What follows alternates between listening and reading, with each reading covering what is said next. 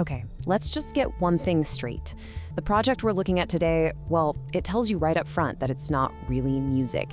It's something else entirely. It's framed as a knowledge preservation system, a key, maybe, to unlock a completely different way of hearing things. So this whole thing is called INTERIM protocol. And right away, the language is different. The creator describes it as a temporal anchor point and a neural activation sequence. Basically, it's setting the stage for something that's way more than just a collection of tracks. It's a piece of a much larger science fiction story, told completely through experimental sound.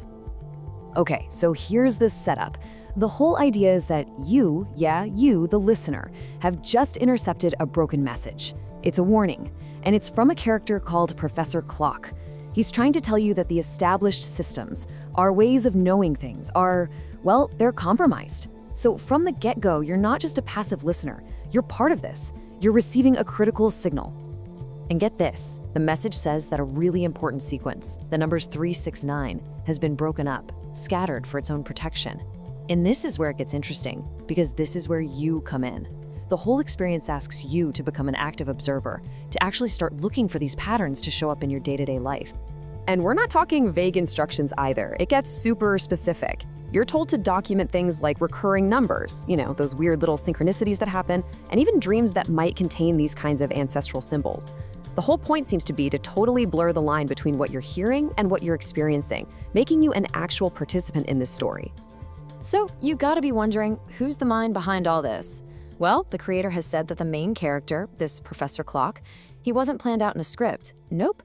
This time-traveling archivist apparently just appeared straight out of the sounds he was making. It's like the character was literally born from the audio frequencies. And this is where you start to see the real scale of this thing.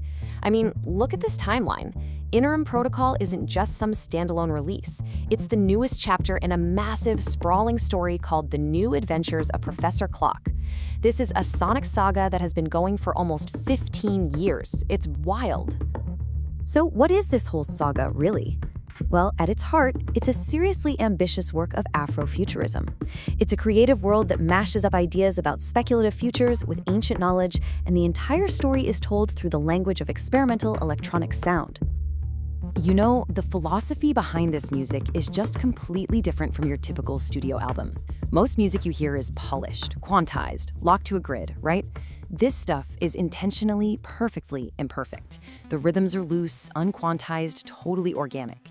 You're meant to think of it less like a finished, static product and more like a living, breathing archive of sound.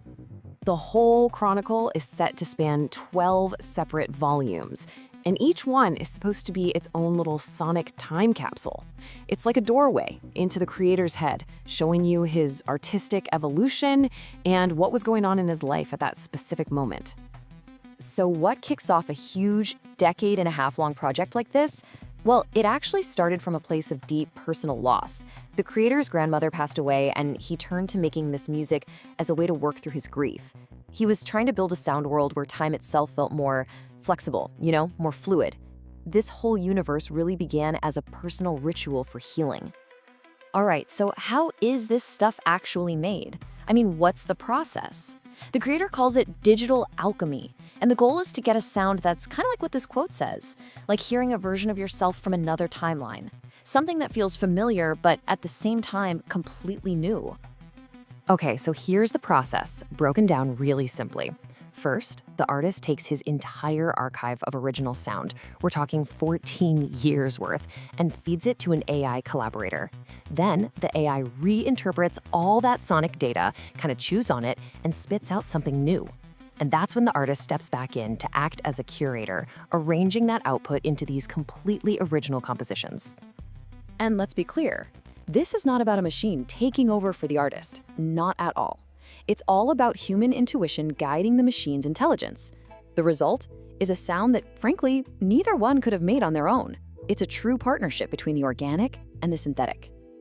Which, of course, brings up a really good question. What makes this series worth listening to in full? Why not just read the key points? And I think the answer is that the real value isn't in the plot summary. It's in the personal experience of it all, noticing the patterns for yourself and feeling how the sound actually interacts with your own mind. And that brings us full circle, right back to interim protocol. Now that we have all this background, its purpose feels a lot clearer, doesn't it? This isn't meant to be background music. It's designed as a fully active experience, something that uses sound to hook into your own memory and your brain's knack for spotting patterns. So remember that instruction to keep an eye out for patterns? Well, the whole story suggests it all starts with this number. You can think of it as the first piece of a key. It's the initial signal that the transmission is starting to come through loud and clear. And then the next part of the code shows up. The idea here is that when you start seeing these numbers out in the world, in your own life, it's not just a coincidence.